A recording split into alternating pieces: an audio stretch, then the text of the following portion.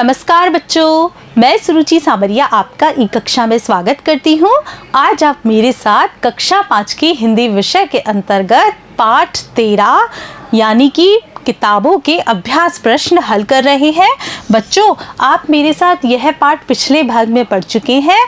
आपने मेरे साथ इस कविता में जाना कि किताबें आपसे बात करना चाहती हैं, उनके अंदर जितना भी ज्ञान का भंडार है वह सारा का सारा आप लोगों को दे देना चाहती हैं।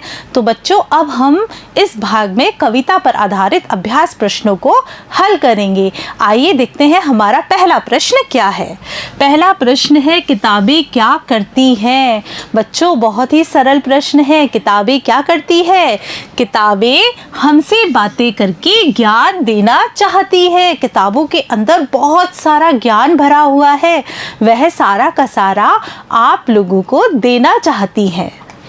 देखिए, किताबें किन किन की बातें करती है। इस प्रश्न में आपसे पूछा जा रहा है कि किताबों में हमें क्या क्या मिलता है, क्या क्या जानकारी मिलती है। देखिए, किताबें बीते ज़माने की, दुनिया और इंसानों की बातें करती है।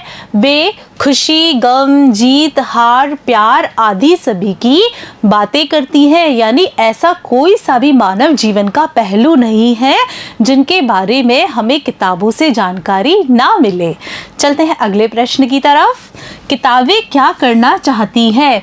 बच्चों, इस प्रश्न में आपसे पूछा जा रहा है कि जब हमने कविता पढ़ी थी तब उसमें यह बताया गया था कि किताबें क्या करना चाहती है। यही आपको उत्तर में लिखना है कि किताबें आपके साथ बातें करना चाहती है और हमारे पास रहना चाहती है। चलते हैं अगले प्रश्न की तरफ। रिक्त स्थान की पूर्ति करें। बच्चों, आपको क्या करना है? आपने कविता बहुत ही ध्यानपूर्वक पढ़ी है।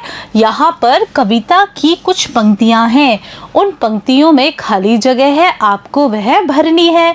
चूँकि आपको कविता बहुत ही अच्छे तरीके से समझ में आ गई और याद भी हो गई होगी, तो आप बहुत ही आसानी से इन प्रश्नों को हल कर सकते हैं।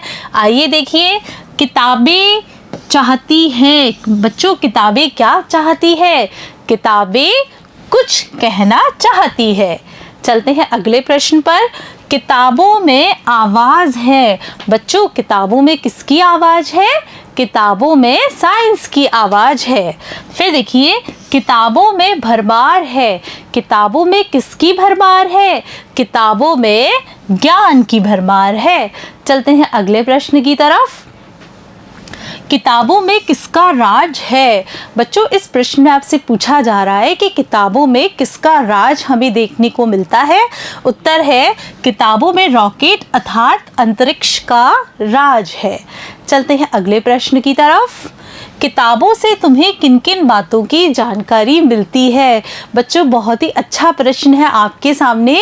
आपसे पूछा जा रहा है कि किताबों में आपको किन किन बातों की जानकारी मिलती है। कविता आपने बहुत ही ध्यानपूर्वक पढ़ी है, तो आपको इसका उत्तर धीरे धीरे याद आ रहा होगा कि किताबों से हमें इतिहास, विज्ञान, अंतरिक्ष, भविष्य और मनुष्य के रोजाना की क्रियाकलापों की जानकारी मिलती है।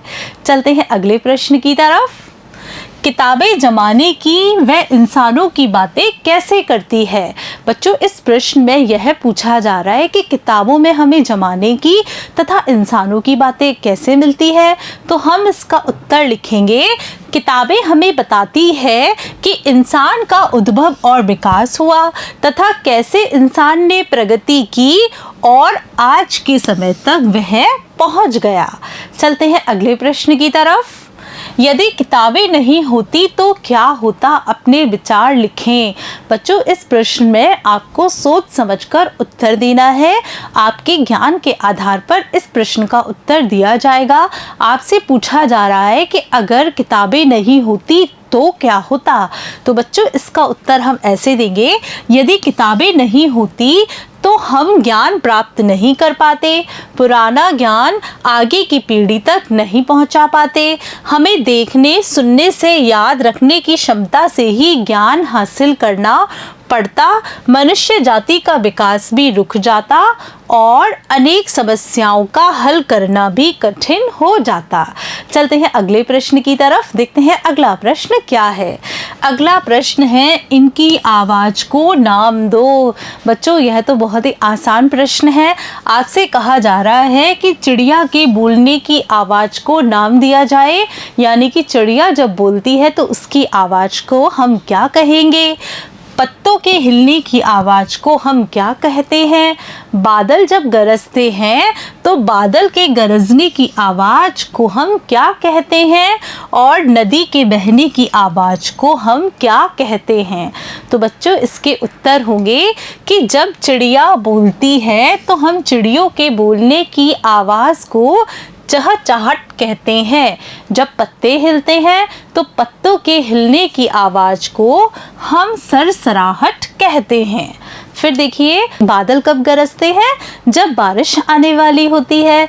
तो जो बादल गरजते हैं तो हम उनकी आवाज़ को गड़गड़ाहट कहते हैं। फिर देखिए, नदी के बहने की आवाज़ क्या होती है। बच्चों, जब नदी बहती है तो नदी बहने की जो आवाज़ होती है वह कलकल होती है। नदी कलकल करके ही तो बहती है। बच्चों, आज आपने मेरे साथ आपकी पाठ्यपुस्तक आओ सीखें भाग 2 के पाठ 13 किताबों के अभ्यास प्रश्न हल किए। मुझे पूरा विश्वास है कि आपको इन सारे प्रश्नों के उत्तर बहुत ही अच्छे तरीके से समझ में आ गए होंगे। नमस्कार बच्चों।